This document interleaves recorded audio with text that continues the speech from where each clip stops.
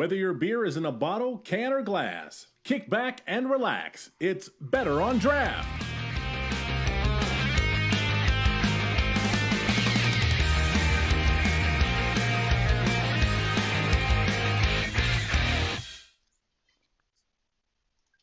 Here we go. Welcome, everybody, to episode 264 Better on Draft podcast. My name is Kent. Thank you so much for joining us. I appreciate it.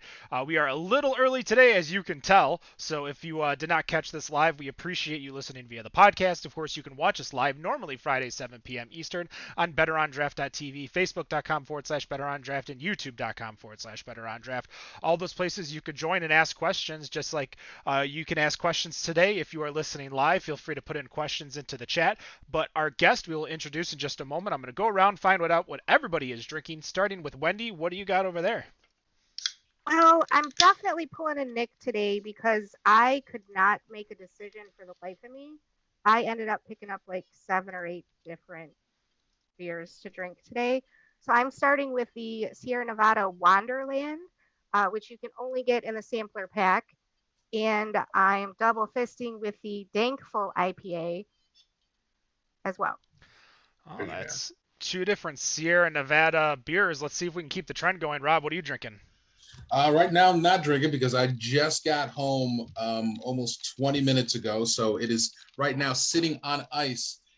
I have a Sierra Nevada barrel aged narwhal. So let this chill for a quick second, and then I'll crack it. All right, and then we also have Dan. What do you got over there? I've got my usual. I've got the Stoli in one glass, or in one hand, I should say, and I've got this Big Little Thing IPA, Imperial IPA. We know how much I love IPAs. We'll see how this goes from Sierra Nevada. You and me both. I actually decided to open up the Hazy Little Thing IPA because usually I'm a little bit better on the hazies itself, but everything we're drinking is obviously Sierra Nevada. So, of course, our guest from Sierra Nevada, Ashlee, how you doing today? Why don't you give us a little bit of an introduction and tell us what you do there? Oh, yeah. Well, I'm excited to be here. Thanks for having me. Name's Ashlee, and I work with Sierra Nevada Brewing Company. I'm the communications manager. So I do this kind of stuff all the time. So it's kind of like probably the best job in the world. I'm happy to be here. And what are you drinking right now? You got to be drinking something. I am. Yeah, I got a big little thing right here. All it's right. Imperial IPA, the 9%. So this is not a beer to mess with if you're not ready for it. But this is such a big, juicy beer, and it's perfect for a Friday night. Well, let's get into this real quick. Talk to us about the Little Things series, because there's more than just the beers themselves. Why don't you give us a breakdown of everything? Yeah, so it started out, a couple of years ago, we launched Hazy Little Thing, which is the one I think you're drinking. This is an unfiltered IPA, and it kind of just bursts with these tropical hop flavors, hop notes. There's no fruit in it. It's all just the hops and all the really great aroma. And that unfilteredness really just brings out this nice burst of juiciness in the mouthfeel. Well, anyway, this beer has just been pretty much gangbusters for us, right? It's been doing really well. And so last year we launched Wild Little Thing. And this is actually the next iteration. It's in the same family, and you can tell it's got similar branding. And this is a slightly sour ale. And then this year we launched the the Big Little Thing IPA, which is the Imperial IPA. So you can tell the branding is all kind of similar. And the thing that these beers have all in common is that we're really trying to take some of these almost polarizing or kind of hard to approach beer styles that might be kind of scary to approach for the beer novice or people who maybe are not as familiar with craft beer. We try to take those styles and make it really less complicated and super approachable, right? So, a lot of people are like, sours, I don't know if that's something that I can really get into, but if you get a chance to try the Wild Little Thing, it's super approachable, really easy drinking. It does not, it doesn't smack you in the face, but it's really delightful, and in terms of, Hazy Little Thing, I've had so many people say this is like a gateway IPA, right? Like, I don't normally like IPAs. I don't like the bitterness, but then if I can convince them to take a few sips of this, I've gotten so many people that are just like, oh, I didn't realize I like IPAs. Oh my gosh, I got to call my husband. Now I got to tell him I like IPAs now, or at least I like this one.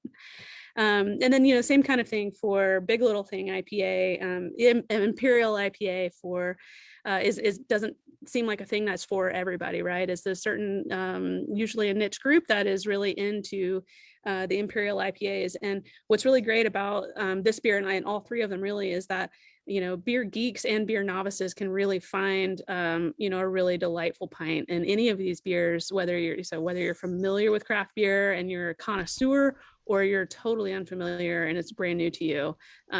There's something kind of for everybody. Well, let's take it to Dan real quick before we get into more questions, because you're the one drinking the Imperial. I'm drinking the Hazy. I enjoyed the Hazy. It's very, very smooth. It's got that little bit of pininess at the end, which is, typical for an IPA.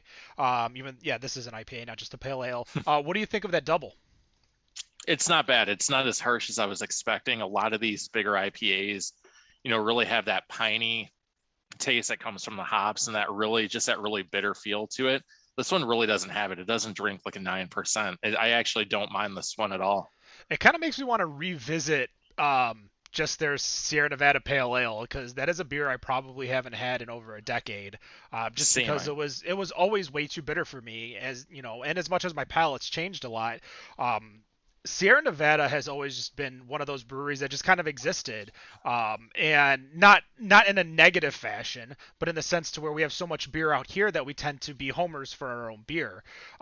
So as a comms director, what is your outreach to these other states? How do you get someone like me who loves craft beer, but as I kind of mentioned to you, I haven't picked up a Sierra Nevada bottle in 7 years? What do I need to do to get reintroduced into Sierra Nevada? Oh yeah, that's a good question. And honestly, this kind of stuff, it's I love doing this kind of stuff because we do get to, interact with people in all different parts of the country in different ways, and that's really great. But yeah, pale ale, the kind of the OG of craft beer, really kind of set the stage for launching the craft beer revolution in the United States. Ken Grossman started with pretty much nothing, and he hand built this brewery. And I say hand built, like he found old dairy equipment and welded it and turned that into his brew house. Which, by the way, that brew house still exists, and it's actually mounted on the back of a trailer, and we use it to go do some, kind of cool like activations and things like that. But at any rate, yeah, pale ale really, kind of helped pave the way. So it is one of those things that I think sometimes people forget, because there's so many things out there. There's so many things to explore, so many different types of craft beer, and new styles that are emerging every year, every few years. So I get it. There's a lot to explore. But what's really nice about the Sierra Nevada Pale Ale is that it's it's kind of the old trusty, it's going to be consistent. If you see it on the shelf, you know what you're going to get, and it's going to be good, right? It's that balance between hop and maltiness, and it's just so nice. I mean, it's the quintessential version of the American Pale Ale. It kind of sets the stage for that version. And I would even say too, I've worked some beer fests and or communicated with brewers from other breweries. And I've heard so consistently that, like, this beer is what's in the fridge of so many brewers of other breweries, right? And then also sometimes at beer fest, I see people that are like, "Oh, I gotta cleanse my palate," and they drink a Sierra Nevada Pale Ale because it just kind of equalizes things out, right? So yeah, it is just kind of that's that old trusty go-to. And I would encourage people, if you haven't tried this beer in a while, go back to it and just like kind of reintroduce yourself to it, because it is such a good beer. And it's just, you got to kind of pay you got to pay respect, right, to this beer that really helped launch the craft beer revolution in the United States. Absolutely, I totally agree with that. So I'm drinking the Dankful IPA, and I have to admit I was a little bit worried because of the name, that I was going to be too put off by it because of the hops, but it is very well balanced, and it's really got a good flavor to it. I really do enjoy it. But I wanted to ask about the Dankful project, because Sierra Nevada committed to donating at least $1 million to in 1 year, starting in August of 2020, to nonprofits committed to making an impact during the COVID-19 pandemic. So I wanted to know how that project came to fruition, and if you could tell us a little bit about it. Yeah. So it kind of goes way back. Sierra Nevada has been, and the family that owns the brewery. So it also worth mentioning, Sierra Nevada is still 100% family owned and operated. And we say family owned, operated, and argued over, but it's kind of true though. But yeah, so the Grossman family has always been very philanthropic, and it's not something that was ever necessarily talked about because it's just kind of the right thing to do, and they're just good people.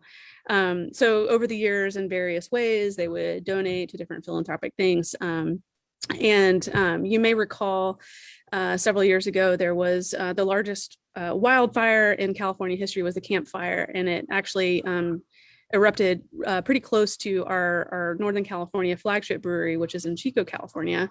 Paradise, the town of Paradise, is just up the road from Chico. In fact, a lot of our employees were impacted by this, and it impacted just the community around the brewery so much. And the Grossman family just jumped in and did so much. I mean, probably more things in that community than I would ever even know about. But part of their way of addressing it was coming up with the resilience beer. You may remember seeing this beer, and it was a really cool thing because Ken basically just put out a call to like, hey, any breweries that would want to help us with this, if you make this beer and sell it in your tap room, and then whatever proceeds you get from that beer sales, if you would donate it back to this resilience fund to help this whole community kind of be revitalized. And honestly kind of thought it would be there would be some folks that would jump on board, but it ended up being like so many. It ended up being this like massive project, and it was so heartening to see how everybody kind of came together in the craft beer community to help with this. So that whole idea with the resilience beer kind of set the stage for us when we're thinking like, okay, we want to formalize some of our philanthropic stuff. And let's tie a beer to it. That's kind of nice. At least to bring awareness to some of these things. So Dankful IPA was where we landed at. And then, of course, the pandemic had hit, and one of the things that we identified that we could really try to impact was food insecurity. So as part of the launch of the Dankful beer, it was like, okay, we're going to donate $1 million over the course of a year to different nonprofits that are addressing things like food insecurity. So the first round, we donated to World Central Kitchen, which was they were a really great nonprofit partner. And then the two subsequent rounds after that, we worked with local like urban farms and community gardens. There was even like a city orchard kind of project in there, but essentially working to address food insecurity by helping with access to fresh local produce and food. And that's been a really just such a cool project to see, kind of come to life in these different communities across the country. And then actually we still have another round that would occur later this year, and we haven't landed exactly on where what we're doing with that just yet, but stay tuned. And folks can actually look on our website at the Sierra Nevada.com/Dankful, and there's all kinds of information about all the different nonprofits that we've worked with. And then we'll update that whenever we get to the next round. So obviously, these projects are not your first foray into philanthropy. They kind of touched on it a little bit earlier with the Little Things series, and I opened up my Wild Things just so that we could talk about all of them since we're doing it.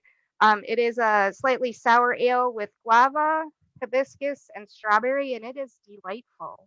Right. I could drink this all day on the lake. I'm just saying.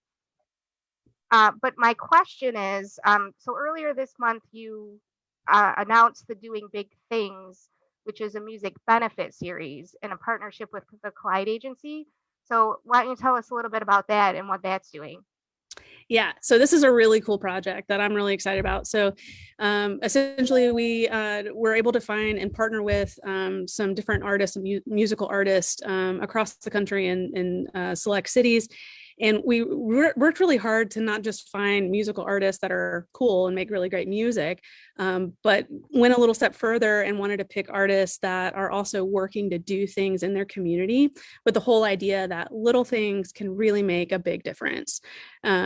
So we've got a series of live stream shows that these artists are going to perform, and it'll be on our Instagram live. The schedule is actually up on the website. The website is doingbigthings.beer. It's not .com, it's .beer, and you can find all the different schedules there, learn about the artist, get links to their pages and hear their music. And then on top of that, also, they talk about the nonprofit that they wanted to highlight through this project and the different kinds of things that they've done in their community. And then we also have a local illustrator that has made a custom poster to kind of go along with each show and each artist. And again, just kind of trying to tie in some different things. There's some different elements of the local community and highlight artists and musicians and nonprofits in local communities. So I did take the chance to look because I spent a lot of time reading about this program because I'm a huge music lover, so I absolutely love it. The next installment of this series is actually on July 26th, and the artist is Mobley, and their live stream performance is followed, I think it's the 29th. I think it's like 3 days later. How is it that they can get to that? It'll be on our Instagram, so Sierra Nevada Instagram page on Instagram Live. And I saw that Nick joined us, so I wanted to bring him in and see if he has anything he wants to ask you. Well, before I do that, I wanted to share what I was drinking, and I too am drinking the Wild Little Thing, and I agree to drink this all day. When I went to the store, I have a lot of IPAs in the fridge right now, and I don't think I can have any more. I can fit any more, so went with the sour route, and I'm really glad I did. There was one question in the chat that one of our listeners is listening or wanted to ask, and Richard wants to know, is there any chance for Summerfest and Kellerweis to see national distribution again? He says they are very, very beautiful beers. Yeah, so funny. I was just at the brewery here in North Carolina today and talking to somebody about both of those beers, actually. And I agree. So Kellerweis is just such a beautiful example of that Bavarian style wheat. We brewed it the traditional way in open fermenters. We've got 2 open fermenters that we, built into the facility in North Carolina, just specifically for that beer and a couple other beers that we make as well. But and then in Summerfest, of course, that was that had been our summer seasonal for quite some time. And then this year, we switched it up and changed it over to Summer Break, which is a session hazy IPA. It was also a pretty good beer. But certainly that the Summerfest, the Czech style Pilsner is just, there's just nothing like it, right? So there's certainly those diehard fans. I'm one of them, and I also am a fan of Kellerweis as well. So here's the skinny on it. You can get Kellerweis on tap at either of our tap rooms, and I know that's not relevant to your geography where you're at. But if you find yourself in Northern California or outside of Asheville, North Carolina, I invite you to check that out. We can also check out our e-commerce site and where we can deliver and when things are available. It's always changing the lineup on our e-commerce site, and we're always looking to expand it. So what may not be there right now might change in the coming weeks and coming months. So definitely check out sierranevada.com and the shop there and see what's on our e-commerce site. And then same for Summerfest. Of course, that is a seasonal beer, so it wouldn't be something that we would put out on e-commerce all year. But we did actually do a small limited run that we put out on e-commerce and sold in our out of our gift shops. Actually, I guess it was last month. And it sold out in like a day. I didn't even get any. And I live, pretty close to the brewery here in North Carolina. And I couldn't get there fast enough to get it. So I understand the dilemma. So one quick follow-up. You had mentioned the e-commerce site you deliver. How many states do you guys deliver to, or are you able to deliver to? I'm sure every state's got their own unique rules, their laws. How many are you guys able to deliver to right now? Yeah, that's a really good question, and I actually don't know the exact answer on how many it is. But yeah, it is up to the individual states and kind of what their laws are. So we do as many as we possibly can. And also, kind of a thing that's happening right now that we're seeing is there's definitely legislation that's being looked at in various states too. So we might even see more states come on board, throughout the rest of the year and going into next year. And we certainly hope that, because more people to the beer. I mean, yeah, more beer to the people. Oh, I brought up your e-commerce site real quick, and to give you the answer is 7. California, okay. North Carolina, and then really somewhat random, North Dakota, Nebraska, New Hampshire, Virginia, Vermont. So those places you can get SierraNevada.com. You can go online and buy. I did see you had some Olivia's for sale on the site, and now I'm really sad that I can't get it, but maybe I can ship it for when I'm going to be in Vermont here in a few days, or in a month or so. Just ship it to my hotel there and just have them hold on to it till I show up. But I want to pass it to Dan, because I think Dan's got a question for you. I actually have a couple, and I'm glad we were talking about these beers that people are looking for. So, I used to love Sierra Nevada before I became a big stout drinker. It really was one of my go-tos. One thing I noticed you don't make anymore is a Southern Hemisphere Harvest. Is there any plans on ever bringing that back? Because that seemed to be one of your most popular beers that came out every year. Yeah, we're always looking for, different things to bring back into the rotation. And certainly, again, it's kind of at our e-commerce. We have a guy, Terrence, you might have heard his voice on our NPR commercials. He's a good fella, and he actually does a lot of our kind of small package run stuff that shows up on e-commerce. And that's some kind of stuff that he is working on, is looking at what we can do in that space. So yeah, I would say I don't have an exact answer for you, except that we are always looking at doing things and bringing things back in the rotation or trying something new. So awesome. Now, one other question I do have too, because we're talking about, I used to be a fan. It seems like maybe more places just don't pick it up. Some of your darker beers, like your stouts, you do see the narwhal out there, but things like Bigfoot, do you see not as much popularity with your darker beers as opposed to your pales and your IPAs?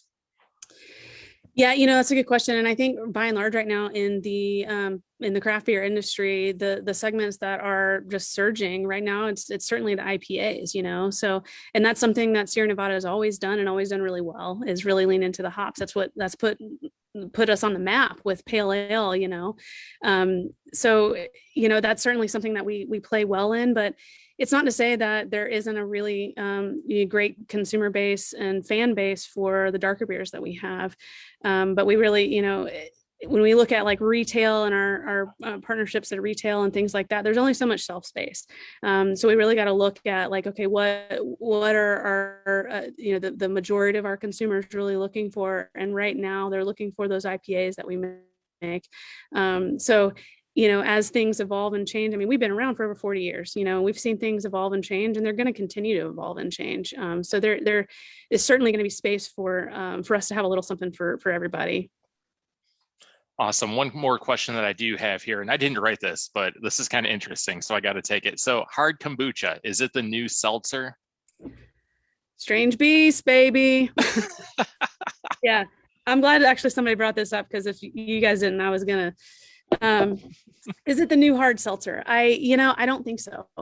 I think, nothing against hard seltzer, because I think what's really interesting these days, right, is that there is kind of something out there for everybody, right? Every kind of palate. And, as we age, there's younger folks that are coming of drinking age, right? And they're going to have maybe different palates and different things like that. So it's really interesting to kind of see what's going on. But when we were looking at hard kombucha, this really kind of came about because Ken Grossman, he's just a fanatic about fermentation, and he has been since he was really young, probably too young to be thinking about it, right? But he just been a fanatic about fermentation and has experimented with all kinds of stuff over the years. Wine, he made sake, done all kind of stuff.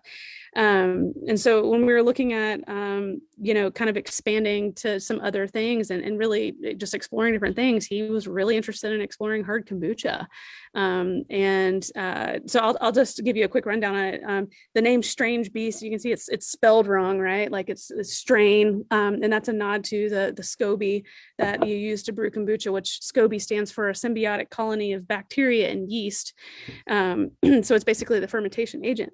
And then they called it a Strange Beast because they were looking into doing a hard kombucha, and they have to create like a kombuchery, right? It's a totally different process than brewing beer. So they had to like build a new facility area at the brewery to experiment with this. And the brewers were kind of like, oh, this is such a beast of a project. So then it was kind of like, oh, well, there we go. There's our name.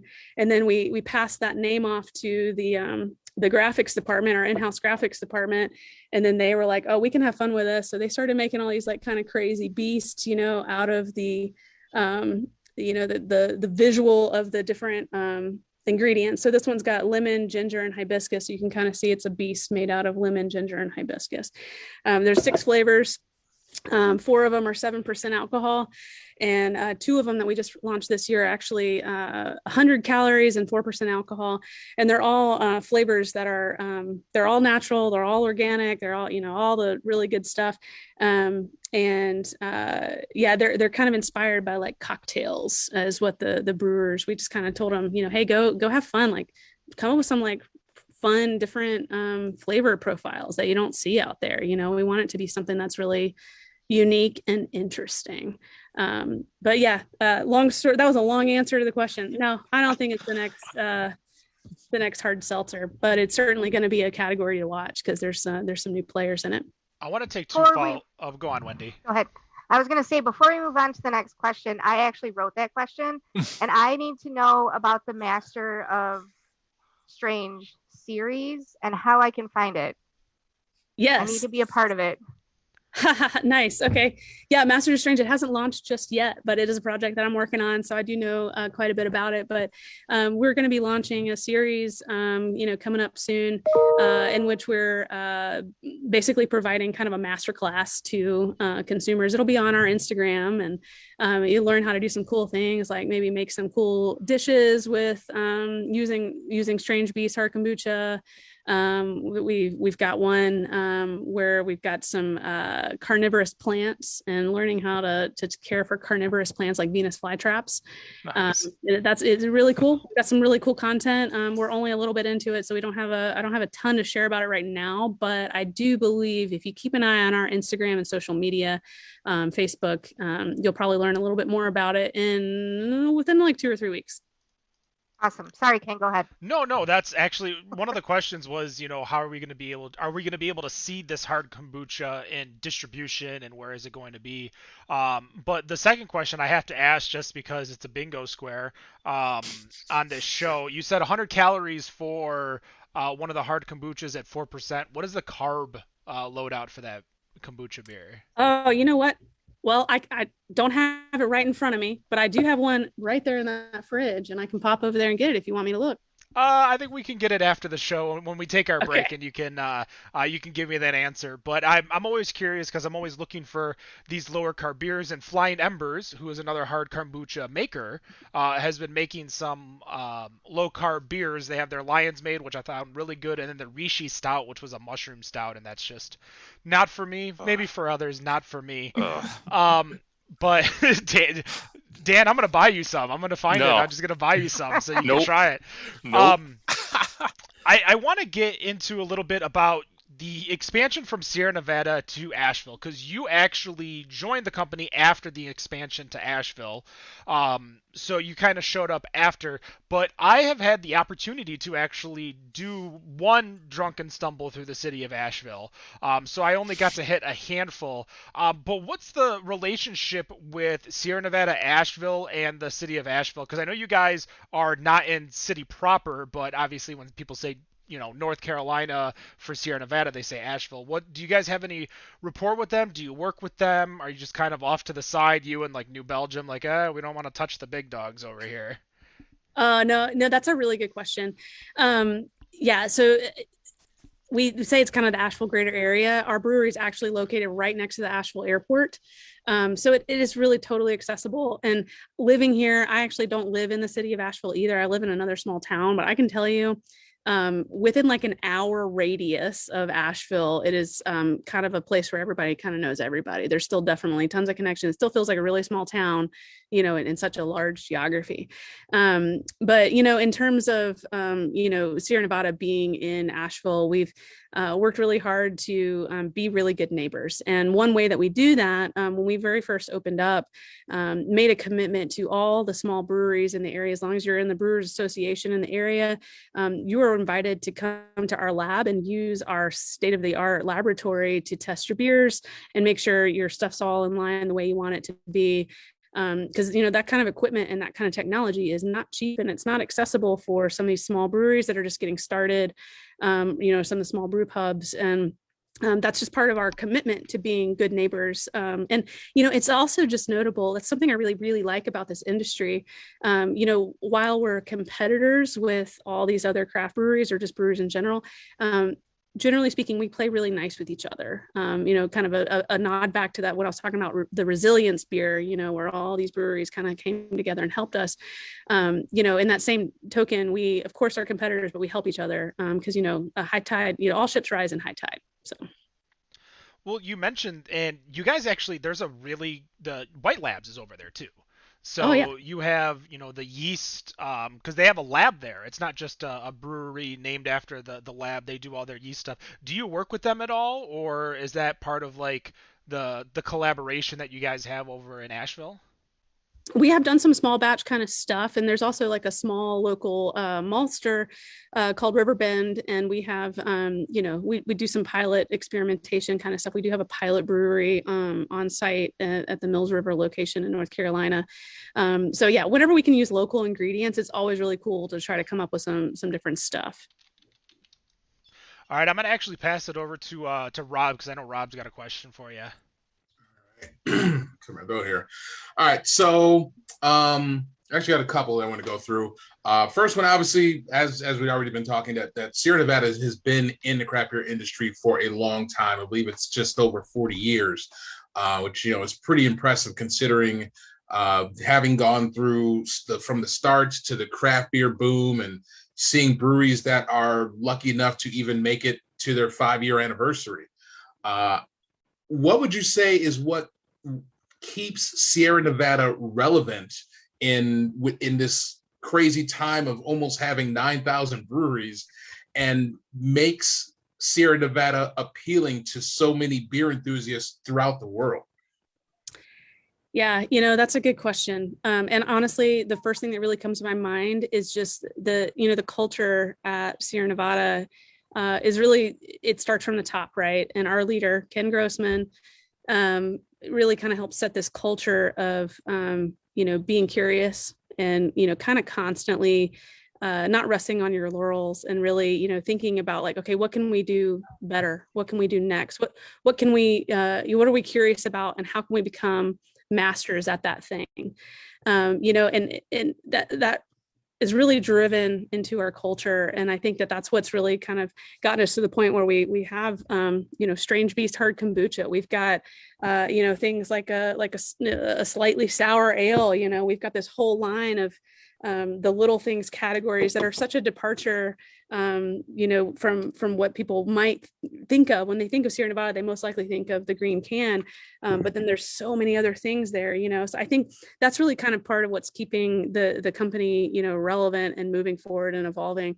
But I think there's also some other things at play. So two of Ken's kids, Sierra, his daughter, go figure, her name is Sierra, like Sierra Nevada, and his son, they are, they work at the brewery, and they're helping to run the company. And, that's also really kind of keeping, things kind of coming into that next generation. And, So there's a sense of longevity there, and there's certainly an eye towards, way into the future.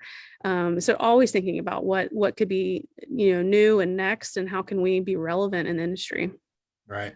And I will say, for one thing, which it definitely for me personally was making you guys definitely relevant, in that when I went to the website to find out where I could find the beer, I put in my location, clicked on a store, and it showed me what was delivered in the last 4 days to that store. And I've never seen any brewery that does distro that had something like that. Because when I brought it up, I was like, oh, they have narwhal. So I'm going to go there and I'm going to go get narwhal. Nice. So that was really cool, and just to see that on the site. Other thing I had, according to the report from the Brewers Association, you guys are the third highest producing craft brewery in the country. Although the numbers were a little skewed a bit, because the 2020 report did not have Yingling at the top, which I thought they were at the top, but I guess they didn't report their numbers. So I can just only assume, based on 2019 and before, that they still hold that spot. But Yingling and Boston Beer Co. being ahead of Sierra Nevada. I think the difference between you and Boston Beer was about 600,000 barrels, I believe. What I'm curious of is that, there's some breweries that always love that idea of being number one. Is that thought, a thought that's there with Sierra Nevada, or is it just kind of just, we're good where we are, we're good where we're putting out our beer. If we get there, we get there. Yeah, honestly, I don't know that is something that is on everybody's mind to be, number one on that particular ranking, because we've got a lot of number ones that we can point to, like, Hazy Little Thing, number one IPA, and Wild Little Thing, fastest growing, in the sour segment, nationally distributed. We've got some things. This is also, I think, this has got some kind of accolade, I think, maybe, for its being its first this year, in its segment, and I don't want to overquote it, but we've got a lot of things that we can really point to as our successes. But really, at the end of the day, what really matters is where we are internally, right? And taking care of our people, taking care of our consumers, and doing what we love. And I think that's really the driving force, more than trying to achieve some kind of a trophy. Gotcha. And before we got on, remember I said I was drinking the barrel-aged narwhal. You said that you had a hand in this. What's the story behind this beer with you? Yeah, so that's a really, really good beer. So narwhal in itself is its own beer, right? It's part of our high altitude series every year, and it delicious in its own right. Now we then put that into bourbon barrels and we age it, and that's the beer that it would sometimes be served in the tap room or something like that. Or there was a couple times I think that it was bottled in like a cork and cage. And a few years ago, I was working on a project in Louisville, Kentucky, at a music festival there. And one of the sales guy that I was working with said, hey, my area would just do so well if we could have, this bourbon barrel-aged narwhal. If we could package it and just sell it in kind of limited run in my area, I think it'd be really great. And so we kind of took that back to the brewery, and we did a lot of, kind of scratching our head, like, okay, what should we do? And then it was like, let's just put this out across the country. Like, why not? And then it was kind of fun because it was like, well, should it go into a glass? Into a glass bottle, or should, how should we package this?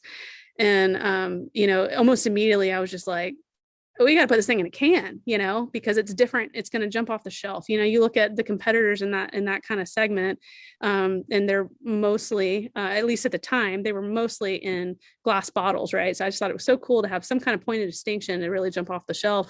And then beyond that, it was also like, let's make it a matte black can, because it's just cool. And I was absolutely delighted to see that, a couple months later they get the can in and it's matte black. And I'm like, oh, hey, that's awesome. So yeah, I mean, where I didn't brew the beer, I didn't develop the beer. I don't want to take any kind of claim to that, but it was a really fun project to kind of, just see the process of like, hey, when you work at a place like Sierra Nevada, it's a family-owned company. And if you have a good idea, you can raise your hand and speak up and it just might come to fruition. And you can't get that in every kind of industry and you can't get that in every kind of place. So it's a cool, unique thing to be able to have that with a family-owned company. Yeah, it is definitely tasty. For me, I'm a little bit of a bourbon freak, so I just basically just want more bourbon flavor to come off of this, but that's just me being picky. But I'm going to hand it off to Wendy here. She's got another question for us. I do. So I had the opportunity a couple years ago to visit Alaskan Brewing, and I got to see firsthand what beer-powered beer means. And I was really impressed with their spent grain boiler, the CO2 recovery system, and their mash filter press that they were using to reduce waste and energy. And then I started watching videos about Sierra Nevada. And you guys are not playing around when it comes to sustainability. So from your solar array panels to the wastewater treatment facilities, I'm just wondering what kind of sustainability efforts are you using? And if you could tell us why it's important to the culture of Sierra Nevada. Oh man, I don't know if we've got enough time in the rest of this podcast because I could talk all day about the sustainability stuff. Yeah. So for starters, our brewery in North Carolina is a platinum LEED certified facility, which is just incredible for a production brewery. So the process of making and distributing beer is it uses a lot of resources, right? It is not the smallest carbon footprint kind of operation. And so from very early on, it was just kind of part of the thinking of the Grossman family and the brewery that it's the right thing to do to, kind of compensate for the resources that we're using and to try to be as responsible about it as we can. And it's not something that we've shouted from the rooftops because frankly, it really is just the right thing to do, which is another kind of nuanced part of the culture that I also really just appreciate. So if you visit our breweries, either one of them, there's so many things that you would see or not even see and not have any, you wouldn't know about different, waste recovery efforts and things like that. So out in Chico, we had this like just huge solar array on top of the brewery. And if it needed to be, it could actually be off the grid electrically if it needed to be. In North Carolina, we don't have as many solar panels just because it's not as sunny there, but we do a whole host of other things. So, one thing is the whole parking lot has actually got permeable pavers. So it's a water catchment system. So it catches rainwater and stores that. And then we can use that to like flush toilets and do some different things like that. So, just some kind of small recovery efforts. And then even down to little things like we recapture CO2 and then use that to kind of push beer through the lines in the tap room so that we're not having to go out and purchase CO2 where we're using that resource. We capture as much steam when you're brewing the beer, you get a lot of steam coming off the kettle. We capture as much as we can and store that so that it can be used to heat water on another end. And then it's trying to be as full circle as possible. And then, other efforts at the brewery, it is absolutely in our culture to compost and recycle because actually we are considered a zero waste facility. And it's like, somewhere it's like 99.7 or 99.8, something like that, percent of waste is diverted from the landfill.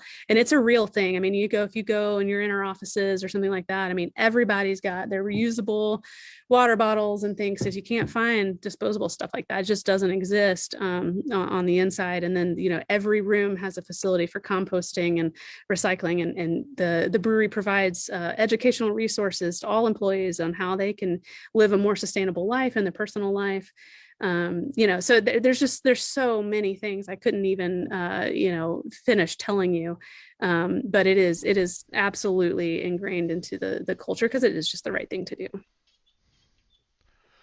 All right. Well, I know you said you could probably talk for that for hours, but we don't have the time. We're actually running up. We usually stop at about 45 minutes so that we can all ask a final question in case that takes a little bit of longer time. So with that in mind, we're going to go around. Everyone's going to ask a final question, and then we will bid you adieu. So I'm going to start with Dan in case he has to run out early. Dan, what's your question? All right. So if I had to pick any Sierra Nevada beers to do this, which two should I pick to play a game of Edward 40 Hands? Oh gosh. Leave it to Daniel to ask one of those kind of questions. Yep. Why don't we, never mind the 40 hands. Why don't we just have a wizard staff party while we're talking? Nice. Well, I think definitely pale ale, because again, if you haven't had this beer in a while, go back and try it, and I think you're going to be really blown away with like the actual complexity of this beer, and how it's just been a mainstay. And then honestly, my next favorite is Hazy Little Thing. I know, but that might get you in a little trouble at 6.7%. But I tell you what, I'm going to take you up on that. I'm going to go buy Pale Ale, and I'm going to try it on the show next week, and then I will video, well, obviously, because we're doing the pod, the live reaction, and I'm just going to send it to you. I'm just going to be like, here you go. This is what Ken says. And be in mind that it's going to be probably, like, whatever I say doesn't even matter. Like, I am not the greatest. If you gave me, like, an English Brown or Amber or an alt beer, like, an Oktoberfest, like I can judge it pretty well, but the second you give me an IPA, I'm just gonna be like, or a pale ale even, I'm just gonna be like, no, thank you, just move along. But Rob, what question do you have? I'm actually going to go into the chat, and as Richard Katona has been throwing a couple that are in there, definitely looking for some other beers, looking for the Glissade Golden Bach and or the Ruthless Rye. And was also wondering if there were any insights on this year's Oktoberfest offering and whether or not there was a collaboration as done previously. Yeah, I'll start with the Oktoberfest. We have in the past done collaborations with German breweries. Obviously, in the last couple of years, COVID has been quite a damper on that. So this year we don't have a collaborator, but I actually just got my hands on it. It ships on Monday, so you'll start seeing it hit shelves in the next couple of weeks, and that's really just in conjunction with retail stores doing their fall resets, right? I know people are like, "Oh, it's so early for Oktoberfest," but that is just kind of a common thing, and we're beholden to the retailers. But it's a delicious amber Marzen, a very awesome traditional example of an amber Marzen. So definitely pick that up this year. I highly recommend it. And then the other question was the Glissade Golden Bach. Yeah, Glissade was a beer that we brewed a while back. I don't know if that one's going to make any kind of a revival anytime soon. And then the Ruthless Rye, I would say keep your eyes peeled, because there has been a lot of people asking for that one. So you never know. Yeah, well, and I guess if people are worried about or annoyed that Oktoberfest comes out this early, clearly don't shop at Costco, because they're probably going to have Halloween costumes out there tomorrow. For real, it always comes out around this time of year. You start seeing those beers. Yeah, all those pumpkin beers, right, Dan? No. Well, let's skip that. We don't have to have that one out this early. Dan, I'm going to send you that Shipyard Pumpkin Seltzer that's coming out here. Yeah, don't do that. Don't do that. Ken. Send it to him. Wendy. He'll probably like it. Wendy, what's your final question? So my question for Ashlee is, what is the thing that you love most about working for Sierra Nevada? It's the culture. It kind of keeps coming back. I was at the brewery today, and I was doing like a photo shoot, some beer and food, and I was just like, man, I'm so lucky and thankful to work here. It's just amazing, because it's not just a job. It's definitely, it's family, it's friends, it's and the company is really concerned with our well-being and our holistic well-being, and not just pumping output out of us. It's just a really great company. Fantastic. Nicholas. All right, my go-to, your guilty pleasure beer that is not Sierra Nevada or any other brand that's tied back to Sierra Nevada. What is it? Oh, I don't hate having a Miller High Life sometimes. It's the champagne of beers. I'll say that. But honestly, I live in Asheville. There's so many really great local breweries that I really do like to hit up. Shout out to like Burial, or there's some small ones like Turgwa and Whistle Hop and Zillicoa. There's some really great ones locally. So I love to just kind of explore. Right on. Miller High Life can't go wrong. No. I mean, I'm surprised the local breweries like Wicked Weed local and New Belgium local, and we're making really bad jokes here, but as long as you enjoy it, that's what we care about. Actually, Burial is where I had one of my favorite beers down there because I got the Skillet, which is the donut beer. Yes. That was it was early in my stumble. I actually had a chance. The representative for Guinness was in town. He from the Baltimore brewery was in Asheville doing R&D, and what I missed so much, and I'm so excited that we're going to slowly start getting back during the post-COVID days, when you can belly up to the bar and just talk to the random person next to you. Because I was by myself solo in Asheville. The guy next to me just happened to be the R&D director for Guinness in Baltimore, and I had got so many free beers that night. It ended at Wicked Weed, which I was so sad because they had my favorite style of beer, and they had 3 different versions of it because nobody carries an alt beer, and this place had 3, and I was just so sad because I was so drunk. But my final question to you is, I want to bring it back because, again, you're from the Asheville area. You guys are representing Asheville beer. I fly into Asheville, the airport, which I have before, really small airport to say the least. I leave, I go, I do a tour at Sierra Nevada. I'm heading into town.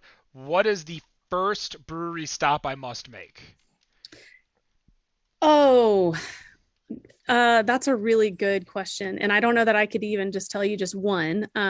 But I'll mention one I didn't mention earlier, which is Hillman. I think they do fantastic beers. So Hillman, Burial, Zillicoa.